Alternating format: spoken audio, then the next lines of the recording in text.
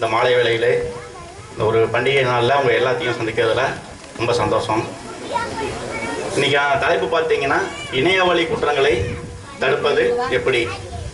முதல்ல நம்ம ஏன் அதை போய் தடுக்கணும்? அது பாட்டுக்கு அது ஒரு வாரமாக வந்துட்டு போகுது, நமக்கு அதுக்கு என்ன சம்மந்தம்? நீங்கள் யாராவது இணைய வழி குற்றங்களில் பாதிக்கப்பட்டிருக்கீங்களா? உங்களுக்கு ஏதாவது அனுபவம் இருக்கா? இங்கே இருக்கிற யாராவது பணத்தை இழந்துட்டேன் அந்த மாதிரி இருக்க வாய்ப்பு இல்லைன்னு நினைக்கிறேன். அப்படி இருக்கும்போது நம்ம ஏன் அதை பற்றி தெரிஞ்சுக்கணும் அப்படின்னா, இன்றைக்கி பொதுவாகவே எல்லா ஒரு ப்ராடக்ட் தயாரிக்கிறாங்க அப்படின்னா அடுத்தடுத்த பரிணாம நிலையை வந்து அது அடைஞ்சிட்டே போகும். ஆனால் கடந்த நூற்றாண்டில் இது வரைக்கும் கண்டுபிடிக்கப்பட்ட பொருள்லேயே பார்த்தீங்கன்னா, இதுக்கு முன்னாடி எடுத்துக்கிட்டிங்கன்னா கம்ப்யூட்டர் சொல்லலாம். இதுக்கு முன்னாடி ஒரு 90s அந்த இதில் பார்த்தீங்கன்னா கம்ப்யூட்டர் வந்து ஒரு பெரிய புரட்சி ஏற்படுச்சு.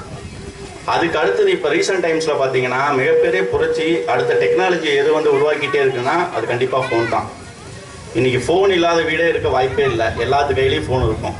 அதுலேயும் இந்த சோசியல் மீடியாவோட இம்பேக்ட் அதிகமாக இருக்கிறதுனால உங்களோட டைம் அதில் அதிகமாக ஸ்பெண்ட் பண்ணிகிட்டே தான் இருக்கீங்க. இப்போ அது சின்ன குழந்தைங்க வரைக்கும் போயிடுச்சு. அதாவது இதுக்கு முன்னாடி நாங்கள் ரெகுலராக வந்து ஒவ்வொரு வருஷமும் மீட்டிங் நிறையா அட்டன் பண்ணுவோம். அந்த மீட்டிங்கில் வந்து பார்த்தீங்கன்னா இப்போ நான் லாஸ்ட் இயர் வந்து இங்கே இதே டாப்பிக்கில் பேசினேன். அப்போ இருந்த சைபர் கிரைம் ரேட்டுக்கும் இப்போயும் பார்த்தீங்கன்னா எப்படி கம்பேர் பண்ணலான்னா, போன வருஷம் தங்கம் என்ன விலையில் இருந்துச்சு, இந்த வருஷம் எப்படி டபுள் ஆகிடுச்சோ அதே மாதிரி சைபர் கிரைமோட குற்றங்களுடைய அந்த எண்ணிக்கையும் அதிகமாகிடுச்சு. இது வந்து இன்னும் நாளுக்கு நாள் அதிகமாகிட்டே தான் போகும். இது ஏன் அதிகமாக போகுது அப்படின்னு கேட்டிங்கனாக்கா, புழுவுக்கு ஆசைப்படும் மீன்கள் இருக்கும் வரை மீனோட இறப்பை வந்து தடுக்க முடியாது. ஆனால் வந்து மீனாவது பசிக்காக தான் போய் அந்த புழு போய் தேடி போகுது. அந்த மீனுக்கு வந்து தெரியாது நம்ம வந்து தூண்டில் போட்டு நம்மளை பிடிக்க போகிறாங்க, சாப்பிட போகிறாங்கன்னு. ஆனால் இங்கே இருக்கிற மனிதர்கள் எல்லாத்துக்குமே வந்து அடிப்படை தேவைன்னு ஒன்று இருக்குது. அடிப்படை தேவையாக நம்ம என்ன சொல்கிறோம்? உணவு, உறைவிடம், இந்த மூணு தான் அடிப்படை தேவையாக சொல்லுவோம். ஆனால் இதை தாண்டி இப்போ என்ன ஆயிடுச்சுன்னா ஒரு சமுதாய தேவை, அது ஒரு அந்தஸ்து, அந்த ஸ்டேட்டஸுங்கிற இதை நோக்கி நம்ம போயிட்டு இருக்கோம். அப்போ தேவைகள் அதிகமாக இருக்கும்போது மனிதனுக்கு என்ன ஆகுதுனாக்கா, பணம் வந்து அதிகமாக சம்பாதிக்கணும்னு ஆசை வருது. ஏதாவது ஒரு வகையில் பணம் நமக்கு கிடைக்காதா? எங்கேயாவது ஒரு பணம் ரோட்டில் போகும்போது ஒரு 500 கோடி, ஒரு 1000 கோடி எங்கேயாவது மோட்டர் வகையில் கிடைக்காதா? ரோட்டில் போகும்போது யாராவது பார்த்துருக்கீங்களா அப்படியே யோசிச்சுட்டு? ஏன்னா நம்மளுடைய தேவைகள் இன்றைக்கி அதிகமாக இருக்குது. எங்கேயாவது ஒரு பக்கத்தில் நமக்கு பணம் வராதா? அப்படிங்கும்போது உங்களை ஏமாத்துறவங்க என்ன பண்ணுறாங்க, ஈஸியாக வந்து உங்களை ஐடென்டிஃபை பண்ணி கேப்சர் பண்ணிடுறாங்க. நம்ம உழைப்பை தாண்டி வர வருமானம் என்றைக்குமே நிலையானது இல்லைங்கிறது நம்ம எல்லாத்துக்குமே தெரியும். எல்லாத்துக்குமே ஒரு பேசிக் நாலேஜ் இருக்குது. பட் ஆனால் ஒவ்வொரு வருஷமும் அந்த க்ரைம் ரேட் எப்படி இன்க்ரீஸ் ஆகிட்டே போகுதுன்னா, இந்த அடிப்படை விஷயம் என்னன்னாக்கா, நமக்கு ஏதாவது ஒரு வகையிலேருந்து ஒரு பணம் நமக்கு வந்துடாதா அப்படிங்கிற ஒரு ஆசை வந்து எல்லாத்துக்கும் இருக்குது. நான் உட்பட எல்லாத்துக்கும் இருக்குது. ஏதாவது ஒரு சோர்ஸில் வந்து நமக்கு உள்ள பணம் வரணும் அப்படிங்கிற நினைப்பு நம்மகிட்ட இருந்துகிட்டே இருக்குது. அதனால தான் இந்த சைபர் கிரைம் குற்றங்கள் வந்து நாளுக்கு நாள் இன்க்ரீஸ் ஆகிட்டே போகுது. இப்போ நம்ம வந்து வருஷம் வந்து நம்ம வாடிக்கையாளர்களுக்கு ஒரு போட்டி நடத்துவோம். வாட்ஸ்அப் மூலிமா வந்து ஏதோ ஒரு கொஸ்டின் கேட்போம். அதில் யார் நல்லா ஆன்சர் பண்ணுறாங்களோ அவங்களுக்கு பரிசில் கொடுப்போம். இப்போ இந்த வருஷம் அந்த லாஸ்ட் வீக் வந்து ஒரு 5 நாள் 10 நாள் வந்து ஒரு டெய்லி ஒரு கொஸ்டின் கேட்டே இருந்தோம். அதில் ஒரு 2 கொஸ்டின் மட்டும் நான் சொல்கிறேன். இப்போ 24 hours உங்கள்கிட்ட ஃபோனே இல்லை அப்படின்னா நீங்கள் என்ன பண்ணுவீங்க? யாராவது ஒருத்தர்? பெரும்பான்மையானவர்கள் சொன்ன பதில் என்னன்னா, நான் நிம்மதியாக இருப்பேன். உங்களோட நிம்மதியை யார் வந்து தடுத்தா? உங்கள்கிட்ட யாராவது கொண்டு வந்து கையில் ஃபோனை கொடுத்து நீ 24 hours பார்த்துட்டே இருக்குன்னு யாராவது சொன்னாங்களா? யாருமே சொல்லலை. ஆனால் பெரும்பான்மையானவர்கள் கஸ்டமர் சொன்னது என்னென்னா, நான் நிம்மதியாக இருப்பேன், என் வேலையை பார்ப்பேன். இன்னொரு கொஸ்டின் கேட்டோம், என்னென்னா 24 hours சோசியல் மீடியா இல்லை, பேன் பண்ணிட்டாங்க. இப்போ முன்னாடி வந்து டிக்டாக் செயலி வந்து ரொம்ப பாதிப்பை ஏற்படுத்துதுன்னு சொல்லி கவர்மெண்ட் வந்து பேன் பண்ணிட்டாங்க. இப்போ அடுத்து சோசியல் மீடியா வந்து ரொம்ப இம்பாக்ட் கிரியேட் பண்ணுது. இதை டோட்டலாக பேன் பண்ணிட்டாக்க நீங்கள் என்ன பண்ணுவீங்க? சோசியல் மீடியாவே இல்லை அப்படின்னா என்ன பண்ணுவீங்க? கரெக்ட். அதில் பெரும்பான்மையானவர்கள் சொன்ன பதில் என்னன்னு கேட்டிங்கன்னா, நாங்கள் புத்தகங்கள் படிப்போம், நேரத்தை வந்து புத்தகங்கள் படிக்கிறதுல செலவிடுவோம்னு சொன்னாங்க. அப்படி சொன்னவங்கலாம் யாருன்னு பார்த்தீங்கன்னா எபோவ் 30 years, 30 வயசுக்கு மேலே இருக்கிறவங்க அந்த பதில் சொல்லியிருக்காங்க. அப்படின்னா என்ன ஆகுதுன்னா, ஆல்ரெடி அவங்க இப்போ சோசியல் மீடியாங்கிறது ஒரு 5 வருஷம் தானே வந்துருச்சு. அதுக்கு முன்னாடி அவங்க புத்தகங்கள் படிச்சுட்டு இருந்திருக்காங்க. அதனால் அதை மறுபடியும் அவங்க மென்ஷன் பண்ணுறாங்க. இப்போ யாரும் வந்து உங்களுக்கு 10 புத்தகங்கள் படிக்க வேணான்னு தடை செய்யலை. புத்தகங்கள் அங்கேயே தான் உங்கள் வீட்டு அலமாரியில் தான் இருக்குது. ஆனால் உங்கள் கை அங்கே போக மாட்டேங்குது. எங்கே இருக்குது? ஃபோன்லேயே தான் இருக்குது. எனக்கு ஃபோனே வேண்டாம் அப்படிங்கிறவங்க எத்தனை பேர் கை தூக்குங்க? எனக்கு ஃபோனே வேணாம்ப்பா, எனக்கு தேவையே இல்லை அப்படிங்கிறவங்க. இந்த கூட்டத்தில் யாராவது ஒருத்தர் இல்லை இப்போ வச்சிருக்கீங்க ஓகே, இல்லை எனக்கு தேவையே இல்லை, வேண்டாம், யாருமே இல்லை. சரி நான் வீட்டுக்கு போனாக்க ஃபோனை ஒரு வாரமாக தூக்கி போட்டுருப்பா, தூங்கும் போது கூட ஃபோனே பக்கத்தில் இருக்காது, அது எங்கேயாவது ஒரு மூலையில் கிடக்கும் அப்படிங்கிறவங்க ஏதாவது கை தூக்குங்க. 10 பேர் கூட இல்லை, பின்னாடி இருக்கீங்க, ஓகே நல்லது. ஆனால் பெரும்பான்மையானவர்களுடைய தலைகாணிக்கு பக்கத்தில் ஃபோன் இருக்குது கரெக்டா? அது எங்கேயும் எந்திரிச்செல்லாம் ஓடிடாது, கண்ணு முடிச்சு பார்த்தாலும் அங்கேயே தான் இருக்கான். காலையில் கண்ணு முடிச்சோடனே இன்னைக்கு என்ன மெசேஜ் வந்திருக்கு, யாரு ஸ்டேட்டஸ் போட்டு, எனக்கு வந்து ஸ்டேட்டஸ் பார்க்குற பழக்கம் கிடையாது. நான் வைப்பேன், வியாபார ரீதியாக வைப்பேன், ஆனால் பார்க்க மாட்டேன். நைட்டு 12 மணிக்கு ஸ்டேட்டஸ் போட்டாலும் சரி, 2 மணிக்கு ஸ்டேட்டஸ் போட்டாலும் சரி, நான் ஏதாவது ஒரு புது மாடல் வருதுன்னா அதை மட்டும் வைப்பேன், அவ்வளோதான். அது ஒரு 10 நிமிஷத்துல 500 தாண்டியது. நைட்டு 2 மணிக்கு எப்படி தூங்காமல் முடிச்சுட்டு இந்த ஸ்டேட்டஸை பார்த்துட்டு இருக்கான்னு எனக்கு இப்போ வரைக்கும் அது புரியவே இல்லை.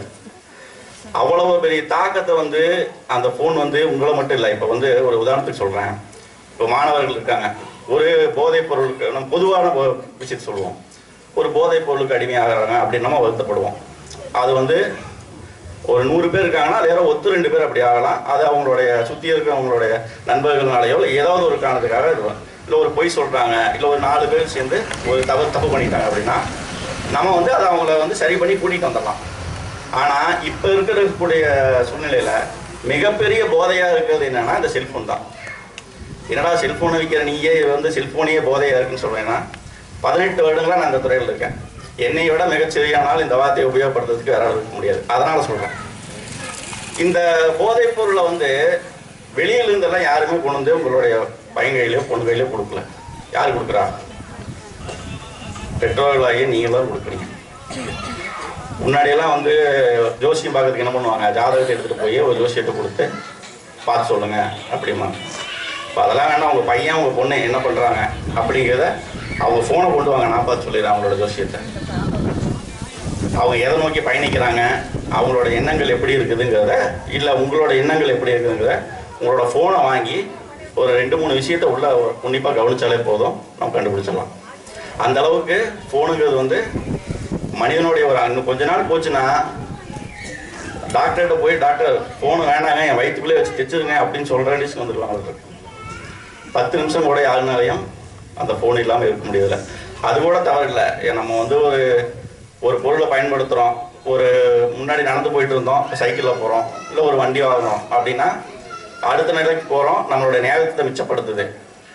ஒரு தீமைகள்னு பார்த்தாக்கா நம்ம அதுக்கு செலவு பண்ணுவோம், ஒரு பெட்ரோல் போடுவோம், டீசல் போடுவோம், இல்லை ஒரு வண்டி சரி பார்ப்போம், அவ்வளோதான். ஆனால் இந்த ஃபோன் என்ன பண்ணுது, உங்களோட ஒட்டுமொத்த நேரத்தையுமே ஆக்கிரமிப்பு பண்ணிடுது. 24 மணி நேரத்தில் நீங்கள் உங்களோட மனைவி கூடயோ மகன் கூடயோ பேசுகிற நேரத்தை விட ஃபோனு கூட பேசுகிற நேரம் அதிகமாகிடுச்சு. நீங்கள் வேணால் ஒரு வீட்டில் வந்து ஒரு பேப்பரோ ஒரு சார்ட்டோ போட்டுக்குங்க, ஒரு நாளைக்கு எவ்வளோ மணி நேரம் அந்த ஃபோனை பயன்படுத்துகிறீங்க, உங்கள் மனைவி மக்களோட எவ்வளோ நேரம் நீங்கள் பேசுகிறீங்கிறத ஒரு வாரத்துக்கு 7 நாளைக்கு கணக்கு போட்டு பாருங்கள், உங்களுக்கு தெரியும், அதுக்கான வித்தியாசம் தெரியும்.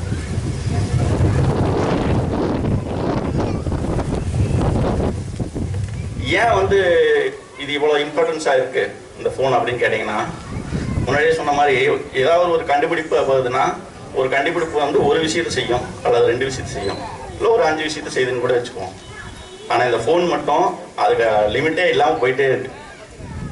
அதை வச்சு நீங்கள் வந்து முன்னாடி வந்து வாட்ச் பார்த்து மணி பார்த்தாங்க, இப்போ அந்த வாட்ச் கட்டுற பழக்கம் யார்கிட்ட இருக்குன்னா ரொம்ப கொஞ்சம் நபர்கிட்டே இருக்குது. அது எதுக்காக பயன்படுத்துகிறாங்கன்னா ஒரு ஸ்டேட்டஸ் சிம்பிளுக்காக தான் பயன்படுத்துகிறாங்க, அழகுக்காக தான் பயன்படுத்துகிறாங்க. இப்போ அந்த கடிகாரங்க அலாரம் எல்லாம் முன்னாடி இருந்தவங்களுக்குலாம் தெரியும், அலாரம் வச்சு தான் காலையில் எழுந்திரிப்பாங்க. இப்போ அந்த அலாரம் எத்தனை பேர் வீட்டில் இருக்குது? இப்போ அந்த தொழிலே இல்லை, அவங்களுடைய அந்த ப்ராடக்டே இல்லை. இப்போ அந்த மாதிரி சொல்லிகிட்டே போகலாம். டெக்னாலஜியை வந்து ஒட்டுமொத்த டெக்னாலஜியும் வந்து இந்த ஒரு சின்ன இதுக்குள்ளே அடக்கியாச்சு. அப்படிங்கும்போது குற்றங்கள் எங்கே நடக்கும் அப்படின்னா இதுக்குள்ளேயே தான் நடக்கும்.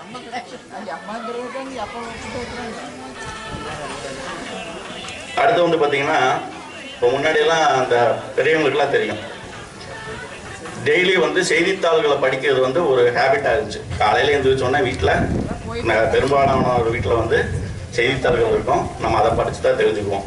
இந்த செய்தித்தாள்கள் என்னாச்சு, டிவி வந்ததுக்கப்புறம் நியூஸ் சேனலாக வர ஆரம்பிச்சது. நியூஸ் சேனலாக வர ஆரம்பிச்சதுக்கப்புறம் செய்தித்தாள்களுடைய இது அப்படியே குறைஞ்சிருச்சு.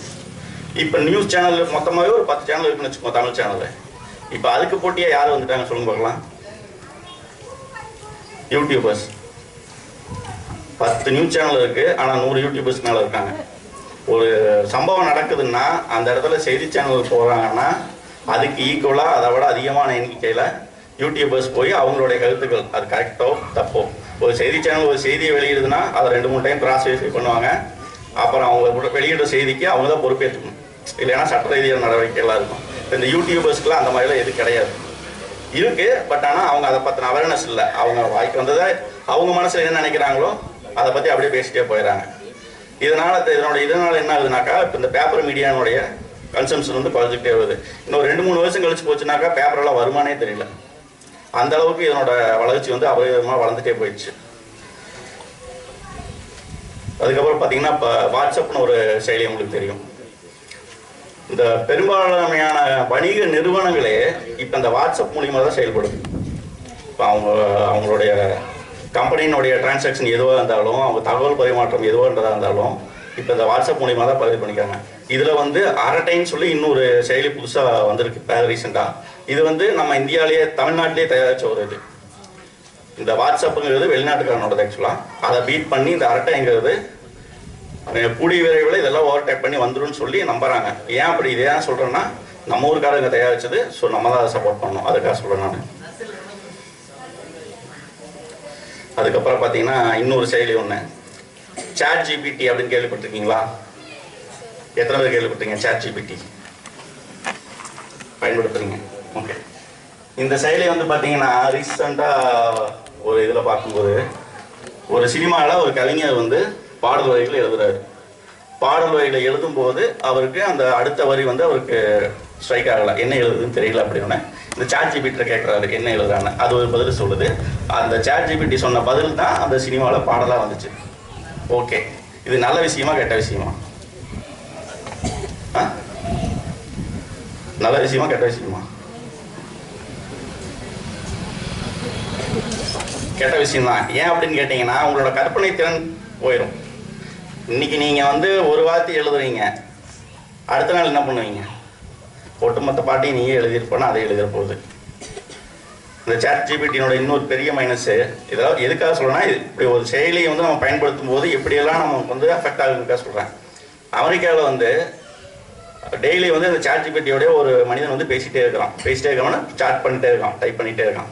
ஒரு கட்டத்தில் என்ன ஆகுதுன்னா, அது வந்து அவனை வந்து தற்கொலை பண்ணிக்க அப்படிங்குது. அவன் செத்து போயிட்டான். இது உண்மை சம்பவம், நான் இதுக்காக சொல்லலை, உண்மையாகவே செத்து போயிட்டான். இன்னொரு சம்பவம் அதே ஊரில் வந்து பார்த்தீங்கன்னா, ஒரு மனிதன் வந்து டெய்லி அது கூட பேசிகிட்டே இருக்கான். பேசிட்டே இருக்கும்போது என்ன ஆகுது, அந்த செயலி சொல்லுது, உங்கள் அம்மா வந்து உன்னை கொள்றதுக்கான வாய்ப்பு இருக்குது, அதனால நீ உங்கள் அம்மாவை கொண்டுரு அப்படிங்குது. அடுத்த நாள் அவன் அம்மாவை கொண்டுட்டான். மறுபடியும் அது சொல்லுது, நீயும் செத்து போயிருங்க, அவனும் செத்துட்டான். இதுவும் நடந்த உண்மை சம்பவம். பிற்காலத்தில் இந்த மாதிரி செயலிகள் எந்த அளவுக்கு மனிதன் மேலே தாக்கத்தை ஏற்படுத்துங்கிறதுக்காக நான் அந்த உதாரணத்தை உங்களுக்கு சொல்கிறேன். ஏன்னா ஆல்ரெடி வந்து பார்த்தீங்கன்னா இந்த கேம்ஸ் மூலிமா நிறைய பேர் இறந்துருக்காங்க, உங்களுக்கே தெரியும். அப்புறம் அந்த டிக்டாக் மூலத்தினால நிறைய பேர் இருந்தாங்க, இப்போ இந்த ரீல்ஸ்னால நிறைய பேர் இருந்திருக்காங்க. ஸோ இதெல்லாம் கட்டுப்படுத்துறதுக்கான டூல் எங்கே இருக்குன்னா எல்லாமே நம்ம கையில் தான் இருக்குது. ஒரு சமுதாயத்தை வந்து யார் மாற்ற முடியும் அப்படின்னா, தனிமனித ஒழுக்கத்தினால மட்டும்தான் மாற்ற முடியும். தனிமனித ஒழுக்கம் எங்கே தவறுதோ அப்போ சமுதாயம் தடமாறும். அதுக்காக தான் நான் உங்களுக்கு விளக்கத்தை சொல்கிறேன். இப்போ வந்து பார்த்தீங்கன்னா ரீசெண்டாக எப்படியெல்லாம் ஸ்கேம் பண்ணுறாங்க, அந்த செல்ஃபோனை வச்சு எப்படியெல்லாம் ஸ்கேம் பண்ணுறாங்க. இது வந்து ஃபெஸ்டிவல் டைம். இந்த ஃபெஸ்டிவல் டைம், தீபாவளி டைம்லாம் என்ன பண்ணுவாங்கன்னா, இந்த ஃப்ளிப்கார்ட், அமேசான்லாம் நிறைய ஆஃபர்ஸ் போடுவாங்க. இப்போ உங்களுக்கு வந்து வாட்ஸ்அப்பில் ஒரு மெசேஜ் வரும், நீங்கள் இந்த லிங்கை டச் பண்ணிங்கன்னா உங்களுக்கு வந்து ஆஃபர் தரோம் அப்படின்னு சொல்லி ஃப்ளிப்கார்ட் பேர்லையோ அமேசான் பேர்லையோ உங்களுக்கு வரும். நீங்கள் டச் பண்ணிங்கன்னா இவ்வளோ பணம் பே பண்ணுங்கள், உங்களுக்கு இந்த கிஃப்ட் தரோம். அப்படிங்க ஒரு 5000 ரூபா பே பண்ணுங்கள், நான் ஒரு 20000 ரூபா மதிப்புள்ள பொருளை வந்து உங்களுக்கு நான் தரேன் அப்படின்னு சொல்லி போகிறோம். நீங்கள் 5000 ரூபா பே பண்ணிட்டீங்கன்னா அது வராது. இந்த மாதிரியான குற்றங்கள் இந்த ஃபெஸ்டிவல் டைமில் இப்போ அதிகமாக நடந்துகிட்ருக்கு. இன்னொன்று ரீசெண்ட் டைமில் இப்போ வந்த இது என்னென்னு கேட்டிங்கன்னா, எல்லோரும் ஜிபே யூஸ் பண்ணுவீங்க மேக்ஸிமம். யாராவது உங்களுக்கு ஃபோன் பண்ணி நாங்கள் ஜிபேலேருந்து பேசுகிறோம், உங்களோட வெரிஃபை பண்ணுறோம், உங்கள் பின் நம்பர் சொல்லுங்கள் அப்படின்னா சொல்ல வேண்டாம். இது இப்போ ரீசெண்டாக இந்த 1 வீக்குள்ள நடந்தது. நீங்கள் அப்படி சொல்லும் பட்சத்தில் உங்கள்கிட்ட இருக்கிற பணம் வந்து போயிடும். இப்படியெல்லாம் நடக்குமா? நம்மகிட்ட இருக்க பணம் வந்து அவங்ககிட்ட எப்படி போகும் அப்படின்னா, ஆல்ரெடி நிறைய பேருக்கு போயிடுச்சு. இந்த லாஸ்ட் இயரில் மட்டும் பார்த்தீங்கன்னா 2024 இந்த வருஷத்தில் மட்டும் 1674 கோடி ரூபாய் இந்த மாதிரி சைபர் கிரைமில் பணத்தை இழந்தவங்க இந்தியாவில் மட்டும் 1674 கோடி பணம் போயிடுச்சு. இது வந்து வேல்யூவாக பார்த்தீங்கன்னா 1000 கோடி அப்படின்னா அதனோட அமௌண்ட் வந்து ஒத்துருட்டே வந்து 2 கோடி 3 கோடியெல்லாம் போயிருக்காது. 1000 ரூபா போயிருக்கும், 2000 ரூபா போயிருக்கும். அந்த பாதிக்கப்பட்டவனுடைய எண்ணிக்கை, இது வந்து தொகை மட்டும்தான் அங்கே மென்ஷன் பண்ணியிருக்காங்க. எத்தனை பேர் பாதிக்கப்பட்டாங்கிறது மென்ஷன் பண்ணல. ஆனால் இது கண்டிப்பாக பெரிய லெவலில் இருக்கும். ஏன் பெரிய லெவலில் இருக்குன்னு சொல்கிறேன்னா, இப்போ நீங்கள் ஒரு 50,000 ரூபா நீங்கள் தொலைச்சிட்டிங்கன்னா உடனே போய் ஒரு கேஸ் கொடுப்பீங்க. 500 ரூபா தொலைச்சிட்டா கொடுப்பீங்களா? கொடுக்க மாட்டீங்க. இந்த மாதிரி இணையவழி குற்றங்களை திருடுறவங்க எல்லாருமே பார்த்தீங்கன்னா அவங்க டார்கெட் பண்ணுறதே ரொம்ப மினிமம் அமௌண்ட் தான் டார்கெட் பண்ணுவாங்க. 1000 2000 அப்படி தான் டார்கெட் பண்ணுவாங்க. ரொம்ப பெருசு கொஞ்சம் பேர் தான் வந்து லேக்ஸ் கணக்கில் கோடி கணக்கில் எல்லாம் வர்றவங்க இருப்பாங்க. அப்படி ஏமாத்துறவன் இன்னும் பிரில்லியண்டாக இருப்பான். அதுலேருந்து எப்படி தப்பிக்கணும்னு அவன் பிளான் போட்டு தான் அவன் அதை பண்ணுவான்.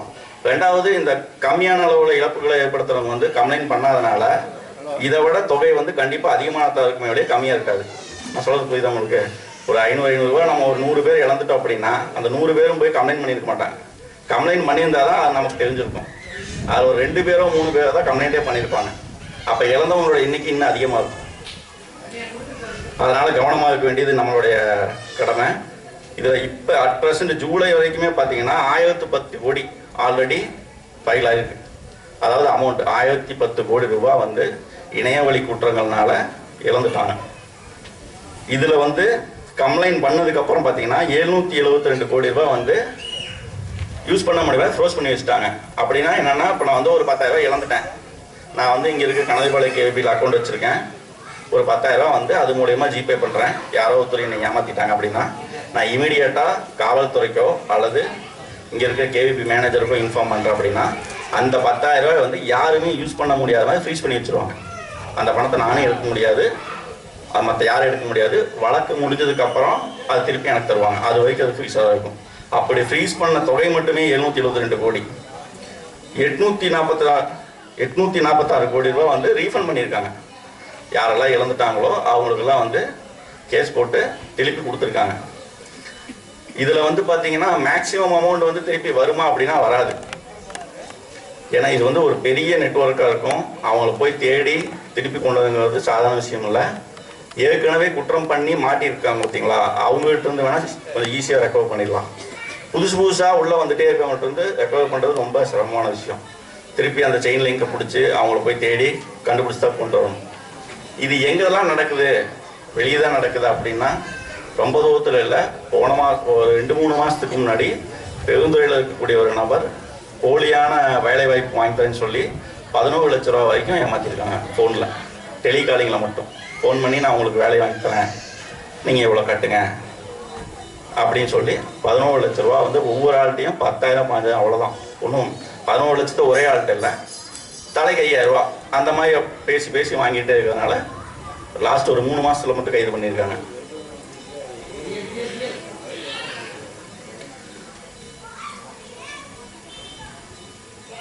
அதுக்கடுத்து பார்த்தீங்கன்னா இப்போ லேட்டஸ்ட் ட்ரெண்ட் என்னன்னு கேட்டிங்கன்னா ஏஐ, ஆர்டிஃபிஷியல் இன்டெலிஜென்ஸ். அதை பற்றி எத்தனை பேருக்கு ஒரு நாலேஜ் இருக்குது? ஏஐ கேள்விப்பட்டிருக்கீங்களா? ஏஐ என்னெல்லாம் பண்ணுது, ஏஐ என்னென்னவோ பண்ணுது, எல்லா வேலையும் பண்ணுது. பிற்காலத்தில் என்ன ஆகும், ஏஐனால நமக்கு என்ன பிரச்சனை வரும், ஒரு சின்ன உதாரணம் சொல்கிறேன். இப்போ வந்து லாஸ்ட் இயர் இந்த பஜாஜ்ல வந்து இஎம்ஐ பண்ணி தராங்க இல்லையா, அது வந்து நம்ம கடையிலேயே அந்த ஆப்ஷன் இருக்குது. வருஷம் மீட்டிங் வைப்பாங்க தீபாவளிக்கு முன்னாடி. இப்போ லாஸ்ட் இயர் மீட்டிங்லாம் நான் கலந்துக்கிட்டேன் சேலத்தில். அப்போ வந்து மீட்டிங் நடந்துட்டு இருக்கும்போது ஒரு லிங்க் அனுப்பிச்சாங்க எல்லா கடைக்காரும். லிங்க் அனுப்பிச்சிட்டு ஒரு சினிமா ப்ராப்ளம்னு வச்சுக்கோங்க, யாரோ ஒருத்தருக்கு ஒரு 9,000 வச்சுக்கோங்க. ஒரு காமனான வீடியோ ஒன்று இருக்கும், இந்த தீபாவளிக்கு நீங்கள் வந்து பொருட்களை வாங்குங்க அப்படின்னு சொல்லி இந்த கடையில் ஒரு பேர் மென்ஷன் பண்ணி வாங்குங்க, நாங்கள் உங்களுக்கு ஆஃபர் பண்ணி தரோம். காமனான வீடியோ இருக்கும். இந்த லிங்க்கில் நம்ம போயிட்டு நம்ம கடை பேரை போட்டு என்னோடய பேர் என்னோடய ஃபோன் நம்பர் போட்டோன்னா அது அப்படியே வந்து என்னோடய கடை பேரை சொல்லுவாங்க. இப்போ லாஸ்ட் இயர் ஒரு மாடல் லான்ச் ஆகும்போது விராட் கோலி தெரியும் எல்லாத்துக்கும். அந்த விராட் கோலி பேசுகிற வீடியோ லிங்க்கை எனக்கு அனுப்பிச்சிட்டாங்க. நான் என்னோடய கடை பேரை டைப் பண்ணோன்னே விராட் கோலி தமிழில் பேசுவார், நீங்கள் போய் நிமின் மொபைலில் இந்த ஃபோனை வாங்கிக்கிங்க அப்படின்ட்டு. அந்த மாதிரி லாஸ்ட் இயர் கிரியேட் பண்ணாங்க. இந்த வருஷம் நான் மீட்டிங் போனேன், ஆனால் அந்த லிங்க் அனுப்பலை, அதை பற்றி பேசவும் இல்லை. நெக்ஸ்ட் டே வந்துட்டோம். இங்கே வந்ததுக்கப்புறம் அடுத்த நாள் அந்த லிங்க் வந்துச்சு. உள்ளே போய் பார்த்தா எல்லாத்தையும் ஃபில் பண்ண இந்த வாட்டி 4-5 பேர் 4-5 சினிமா பிரபலங்கள். நம்ம ஒரு ஆர்வத்தில் நம்மளோட பேரை வந்து இத்தனை பேர் சொல்ல போகிறாங்க அப்படின்ட்டு எல்லாத்தையும் டைப் பண்ணிட்டு கடைசியாக பார்த்தா 500 ரூபா பே பண்ணுங்க அப்படிங்குது. போன வருஷம் ஃப்ரீ, இந்த வருஷம் நம்ம பார்க்காம அடிச்சு விட்டுருந்தோம்னா தலைக்கு 500 ரூபா, 4 பேருக்கு 2000 ரூபா ஏன்றது போயிருக்கும். இப்படி ஒரு ஆர்வத்தை தூண்டுறது அதுக்காக சொல்கிறேன். ஏஐ வேற எப்படியெல்லாம் ஏமாற்றலாம் ஃபியூச்சரில் அப்படின்னா, ஒரு கணவர் இருக்காரு, மனைவியிட்டேருந்து கால் வருது அவங்க நம்பர்லேருந்து, நான் இங்கே இருக்கேன் எனக்கு ஒரு 5000 ரூபா பணம் போட்டு விடுங்க அப்படின்னு நம்ம என்ன பண்ணுவோம், அவங்களுடைய நம்பர்லேருந்தே வரும், கணவனுக்கு மனைவியோட நம்பர்லேருந்தே வரும். ஏன்னா உங்களோட டேட்டாலாம் ஆல்ரெடி வெளியே போயிட்டே தான் இருக்குது. இந்த டேட்டா திருட்டுங்கிறது வந்து எந்த காலத்திலும் தடுக்கவே முடியாது. யாரெல்லாம் ஃபோன் யூஸ் பண்ணுறீங்களோ உங்களோட தகவல் ஏதாவது ஒரு கட்டத்தில் யாராவது ஒருத்தருக்கு வெளியே போயிட்டே தான் இருக்கும். எந்த கம்பெனியுமே வந்து இல்லை 100% வந்து நாங்கள் டேட்டா வெளியே யாருக்கும் கொடுக்கறதில்லைன்னு இப்போ வரைக்கும் யாருமே சத்தியம் பண்ணல. அதை வந்து தடுக்கவே முடியாதுன்னு சொல்லியிருக்காங்க. அப்படி சொல்லும் பட்சத்தில் என்ன ஆகும், சரி நம்ம வீட்டில் தான் கேட்குறாங்கன்னு சொல்லிட்டு அவங்க போட்டுருவோம். அதுக்கப்புறமா தான் வந்து வீட்டுக்காரம்மா என்ன சொல்லுவாங்க, யார் கேட்டாலும் நீ போட்டுருவியா அப்படிம்பாங்க. இதே வீட்டுக்காரம்மா ஃபோனுக்கு ஹஸ்பண்ட் நம்பர்லேருந்து கால் வந்தால் பிரச்சனை இல்லை, ஒரு 5000 ரூபா போட்டு விடுமா அப்படின்னா, உனக்கு எதுக்கு 5000 ரூபா அப்படின்னு 4 கேள்வி கேட்கறதுல ஏஏ கன்ஃபியூஸ் ஆகி காசே வேண்டாம்னு வச்சிடும். ஆனால் அவங்க கேட்டால் என்ன ஆகும், ஐயையோ போடலன்னா திட்டுவாங்களே அப்படின்ட்டு போட்டு விட்ருவோம். இந்த மாதிரியான குளறுபடிகள் ஏகப்பட்டது நடக்கிறதுக்கான வாய்ப்புகள் இருக்குது. இதில் இன்னொரு விஷயம் என்னென்னா, இதை வந்து வேற யாரோ எங்கேயோ உட்காந்துட்டுலாம் பண்ணாத அவசியம் இல்லை. இந்த யூடியூப்புக்கு வந்து ஏன் இவ்வளோ வேகமாக ஹிட் ஆச்சு, ஏன் சாதாரணமாக இருக்கக்கூடிய மக்கள் நிறையா சம்பாதிச்சாங்க, யூடியூபர்ஸ் ஏன் ஃபேமஸ் ஆனாங்கன்னா, ஒரு ஃபோனும் ஒரு இந்த வீடியோ கிரியேட் பண்ணக்கூடிய நாலேஜும் ஒரு நல்ல ஆப் இருந்தால் போதும். ஒரு கண்டென்ட் நம்மளே எடுத்து கூட இருக்க யாராவது ஒருத்தர் எடுத்து, ரொம்ப எளிமையான விஷயம். அதே மாதிரி நாளடைவில் என்ன ஆகும்னா, இந்த ஏஐலாம் எல்லாருமே வந்து ஈஸியாக உருவாக்கக்கூடிய ஒரு விதத்தில் வந்துடும். அப்போ ஏமாற்றங்களுடைய எண்ணிக்கை அதிகமாயிடும். நம்ம ரொம்ப பிரில்லியண்ட்டாக உட்காந்து ரூம் போட்டு வச்சு எங்கேயோ மும்பையிலேயோ கல்கத்தாலேயோ உட்காந்து நம்மளை ஏமாற்றணுங்கிறது இல்லை. நம்மளை பற்றி யாருக்கு நல்லா தெரியும், நம்ம பக்கத்து வீட்டுக்காக எடுத்துக்கிட்டுருக்கான்னு தெரியும். அவங்களுக்கு உங்களை எப்படி ஏமாத்துறதுன்னு நல்லா தெரியும். அவங்க கொஞ்சம் மூளை யூஸ் பண்ணாலே ரொம்ப ஈஸியாக கண்டுபிடிக்க முடியாத அளவுக்கு உங்களை ஏமாற்றிட்டு போயிடுவாங்க. நீங்கள் எந்த ஃபோன் யூஸ் பண்ணாலும் சரி, எந்த ஆப் யூஸ் பண்ணாலும் சரி, முடிஞ்ச வரைக்கும் உங்களோட பாதுகாப்பை நீங்கள் தான் உறுதி செஞ்சுக்கணும். நம்ம பாதிக்கப்பட்டதுக்கு அப்புறமா அடுத்தவங்களை போய் ஐயோ போச்சு அம்மா போச்சேன்னா வராது.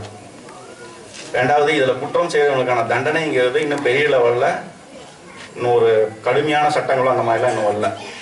நம்ம சாதாரணமாக இப்போ நீங்கள் ஒரு அம்மா இருக்காங்க, நீங்கள் போயிட்டீங்க, ஒரு பஸ் ஸ்டாப் போகிறீங்க, 4 ரோடு பஸ் ஸ்டாப் போகிறீங்க, ஒரு 5000 ரூபா பணத்தை காணான்னு சொல்லி அழுகுறீங்கன்னா வெளியேந்து பார்க்கறவங்களுக்கு என்ன தோணும், ஐயோ பாவம் தொலைச்சிட்டாங்க, யாராவது வந்து தேடி கொடுங்க அப்படின்னு தான் சொல்லுவோம். அதே 5000 ரூபா நீங்கள் ஆன்லைன் ஃப்ராடில் ஏமாந்துட்டீங்கன்னா என்ன ஆகும், உங்கள் மேலே கோபம் தான் வரும், பரிதாபம் வராது.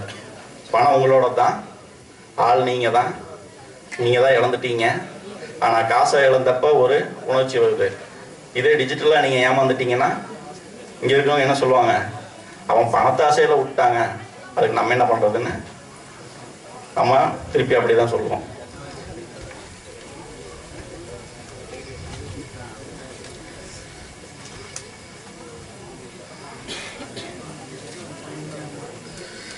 அதுக்கடுத்து பார்த்தீங்கன்னா, இப்போ இந்த மாதிரி பணம் போயிடுச்சு அப்படின்னா என்ன பண்ணணும் அப்படின்னா, இதுக்கு 2 வழி இருக்குது. ஒன்று 1930 அப்படின்னு சொல்லிட்டு ஒரு நம்பர் இருக்குது. அந்த நம்பருக்கு கால் பண்ணி எப்படி நீங்கள் இழந்தீங்கன்னு சொன்னீங்கன்னா அவங்க அதுக்கான வழிமுறையை சொல்லி நல்லா புரிஞ்சுக்கோங்க, பணத்தை வந்து உடனேலாம் திருப்பி உங்கள்கிட்ட கொண்டு தர முடியாது. ஃபஸ்ட்டு வேலை ஃப்ரீஸ் பண்ணி தான் வைக்க முடியும். அதே மாதிரி வெப்சைட் ஒன்று இருக்குது, cybercrime.government.in அப்படின்னு சொல்லி ஒரு வெப்சைட் இருக்குது. அதில் போய் நம்ம ரிஜிஸ்டர் பண்ணலாம். நிறைய பேருக்கு அதுக்குள்ளே போய் ரிஜிஸ்டர் பண்ணக்கூடிய நாலேஜ் இருக்காது. பட் ஆனால் நம்ம கால் பண்ணி சொல்லலாம். இல்லை அப்படின்னா நீங்கள் பேங்க் மூலியமாக இழந்துட்டீங்கன்னா இமீடியட்டாக உங்கள் பேங்க் மேனேஜர்கிட்ட போய் சொன்னீங்கன்னா அந்த சம்மந்தப்பட்ட பேங்க் மேனேஜரு உங்களோட அக்கௌண்ட் வந்து ஃப்ரீஸ் பண்ண முடியும். உங்கள் அக்கௌண்ட் வந்தாலும் சரி, நீங்கள் எந்த அக்கௌண்ட்டுக்கு போட்டீங்களோ அந்த அக்கௌண்ட்டை உங்களால் ஃப்ரீஸ் பண்ண முடியும். அப்போ இன்னொன்று பார்த்தீங்கன்னா, புதுசாக ஒரு கவர்மெண்ட்டே வந்து ஒரு ஆப் ஒன்று விட்டுருக்காங்க. அதுக்கு பேர் வந்து சஞ்சால் சாதி அப்படிங்கிற ஆப்பு. இந்த ஆப் என்ன பண்ணும் அப்படின்னா, ஒரு 5 விஷயம் அதில் கொடுத்துருக்காங்க. இப்போ நீங்கள் எல்லாருமே வந்து தாராளமாக டவுன்லோட் பண்ணிக்கலாம் அந்த ஆப்பை. கவர்மெண்ட்டோட அஃபீஷியல் ஆப் தான் இது. இந்த ஆப் என்ன பண்ணணும்னு கேட்டிங்கன்னா, உங்களுக்கு அன்வான்ட் கால் ஏதாவது ஒன்று வரும். நீங்கள் வந்து கிரெடிட் கார்டு வாங்கிக்கோங்க இல்லை லோன் வாங்கிக்கோங்க அப்படின்னா கால் வரும். அந்த மாதிரி கால் வந்துச்சுன்னா அந்த நம்பரை அதில் ரிஜிஸ்டர் பண்ணிட்டீங்கன்னா அதை வந்து ஸ்பேம் காலாக ஆட்டோமேட்டிக்காக மாறிடும். திருப்பி உங்களுக்கு கால் வராது. இல்லைன்னா அந்த காலை வந்து இன்னொருத்தர் வேறு யாருக்காவது அவங்க கால் பண்ணும்போது அந்த சிவப்பு கலரில் ஸ்பேம் காலாக வரும். அந்த ஆப்ஷன் ஃபஸ்ட் எடுத்தோடனே அதில் இருக்குது. அதுக்கப்புறம் பார்த்தீங்கன்னா உங்களோட ஃபோன் தொலைஞ்சிருச்சு அப்படின்னா அதை எப்படி ரிஜிஸ்டர் பண்ணணும் அப்படிங்கிறது அந்த ஆப்லேயே இருக்குது. உங்களோட ஐஎம்ஐ நம்பர், இன்வாய்ஸ் காப்பி, எந்த லொக்கேஷனில் தொலைஞ்சது, இப்போ இந்த லொக்கேஷன் தொலைஞ்சுன்னா மேப்பில் அங்கேயே பின் பண்ணிவிட்டு உங்களோட என்ன நெட்வொர்க் யூஸ் பண்ணீங்க அந்த மாதிரி தகவல் போட்டிங்கன்னா வேறு யாராவது எடுத்துட்டாங்கன்னா அது வந்து பிளாக் பண்ணிடுது. இது ரீசெண்டாக வந்த ஆப்பு. பிளாக் பண்ணுதாங்கிறத நான் என்ன டெஸ்ட் பண்ணி பார்க்கல எதுவும். ஏன்னா அதில் நிறைய இன்ஃபர்மேஷன் கேட்டுச்சு. நான் டெஸ்ட் பண்ணி பார்த்துட்டுனா அது எப்படி செயல்படுதுன்னு சொல்கிறேன். ஒன்ஸ் அதை பிளாக் பண்ணிட்டாக்கா வேறு யாராவது எடுத்துட்டாங்க அப்படின்னா அவங்க யூஸ் பண்ண முடியாது அந்த ஃபோன். உங்களோட தகவல்கள் எதாக இருந்தாலும் அவங்க எடுக்க முடியாது. நீங்கள் வந்து சிம்மை மட்டும் ரீப்ளேஸ் பண்ணிட்டு அஃபீஷியலாக போய் கம்ப்ளைண்ட் கொடுத்துக்கலாம். நீங்கள் அந்த ஆப்பை அந்த ஃபோனை வந்து கண்டுபிடிச்சிருங்க அப்படின்னா திருப்பி நீங்களே அன்லாக் பண்ணிக்கலாம். அந்த ஆப்ஷனும் அதில் கொடுத்துருக்காங்க. மூணாவது ஒரு ஆப்ஷன் கொடுத்துருக்காங்க. என்ன அப்படின்னு கேட்டிங்கன்னா, இப்போ வந்து ஒரு அண்ணன் இருக்கார் அப்படின்னா அவரோட ஆதார் கார்டை யூஸ் பண்ணி ஒரு 5 சிம் வச்சுருப்பார். இதுக்கு முன்னாடி ஒரு 10 வருஷத்துக்கு முன்னாடி வாங்கியிருப்பார். இல்லை நண்பர்கள் யாருக்காவது வாங்கி கொடுத்துருப்பாரு. இப்போ அந்த சிம் நம்பரெல்லாம் இவர் பேரில் இருக்கா யார் பேரில் இருக்குன்னு கண்டுபிடிக்கணும் அப்படின்னா அந்த ஆப்பில் போயிட்டு நீங்கள் இப்போ யூஸ் பண்ணுற கரண்ட்டாக என்ன நம்பர் யூஸ் பண்ணுறீங்களோ அந்த நம்பரை நீங்கள் போட்டிங்கன்னா உங்கள் லைஃப்பில் நீங்கள் இது வரைக்கும் எத்தனை சிம் வாங்கியிருந்தீங்களோ அத்தனை சிம்மும் லிஸ்ட் அவுட் ஆகும். உங்கள் பேரில் இருந்தால் நீங்கள் 10 சிம் வாங்கியிருக்கீங்க அப்படின்னா அந்த 10 சிம்மோட நம்பரும் அதில் லிஸ்ட் அவுட் ஆகும். அதை வச்சு நீங்கள் முன்னாடி வாங்கியிருப்பீங்க. முன்னாடிலாம் பார்த்தீங்கன்னா ரோடுக்கு வந்து சிம்மு நிறையா ஃப்ரீயாக கொடுத்துட்டே இருந்தாங்க. அப்போ உங்கள் ஆதார் கார்டை கொடுத்து வாங்கியிருப்பீங்க. ஆனால் இப்போ அது தூக்கி போட்டிருப்பீங்க. ஆனால் அந்த நம்பர் இப்பயும் உங்கள் பேரில் தான் இருக்குது அப்படின்னா அதுலேயே ஒரு ஆப்ஷன் இருக்குது. இந்த நம்பர் எங்கிட்ட இல்லை அப்படின்னு சொல்லி அதை ரிஜிஸ்டர் பண்ணிங்கன்னா உங்கள் பேர்லேருந்து அது வெளியே போயிடும். அதுக்கான ஆப்ஷன் அதில் கொடுத்துருக்காங்க. அப்புறம் இன்னொரு ஆப்ஷன் பார்த்தீங்கன்னா உங்கள் ஃபோன் வந்து ஒரிஜினலாக இல்லையா அப்படின்னு செக் பண்ணுறதுக்கான ஆப்ஷன் ஒன்று கொடுத்துருக்காங்க. உங்களோட ஐஎம்ஐ நம்பரை போட்டு கீழே சப்மிட் கொடுத்தீங்கன்னா வேலிட் ஆர் இன்வேலிட் மட்டும் காமிக்கும். வேலிட்னா அஃபிஷியலாக ஓகேன்னு அர்த்தம். இன்வேலிட்னா யாராவது இல்லீகலாக வந்து ஃபோனை வந்து உங்களுக்கு விற்றுருக்காங்கன்னு அர்த்தம். அதுக்கு 99% வாய்ப்பு இல்லை. இப்போ அந்த மாதிரி பண்ணுறதில்ல. ஏன்னா நிறையா குற்றங்கள் வந்து இந்த ஐஎம்ஐ வச்சு தான் ட்ரேஸ் பண்ணுறாங்க. இப்போ ஒரு ஃபோனே வந்து முன்னாடிலாம் பார்த்தீங்கன்னா நிறைய திருடு போயிடும். அதனோட எண்ணிக்கை அதிகமாக இருந்தது ஒரு 4-5 வருஷத்துக்கு முன்னாடி. இப்போ ஃபோன் வந்து நிறைய காணாமல் போயிடுது. அதோட ரேஷியோ இன்க்ரீஸ் ஆகிருக்கு. ஆனால் திருடு போவதில்லை. ஏன்னா திருடுறவங்களுக்கு எல்லாத்துக்கும் இப்போ தெரியும் எப்படி நம்மளை கண்டுபிடிச்சிருவாங்கன்னு தெரியும். அதனால் யாரும் ஃபோனெல்லாம் இப்போ திருடி போவதில்லை. நம்ம தவறுதெல்லாம் எங்கேயாவது ஒன்று மிஸ் பண்ணிடுவோம், இல்லை தொலைச்சிரும், எங்கேயோ ஒன்று வச்சிரும். அந்த மாதிரி தான் நடக்குதே தவிர மேக்ஸிமம் இந்த திருடி போகிற கேஸுங்கிறது ரொம்ப கம்மியாகிடுச்சு. இப்போ இது எல்லாமே வந்து நீங்கள் அந்த ஆப்பில் வந்து பார்த்துக்கலாம். இதெல்லாம் வேறு ஏதாவது டவுட் இருக்கா உங்களுக்கு?